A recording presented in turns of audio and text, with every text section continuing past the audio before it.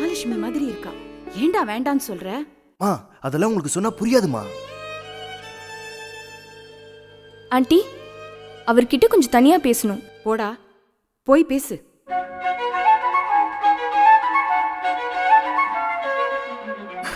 எங்கம்மா என் பையன்? நீங்களே உள்ள போய் பாருங்க.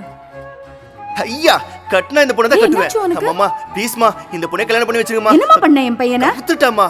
நான் ஒன்னும் பண்ணல. அப்படியே கொஞ்சம் மேல பாருங்க.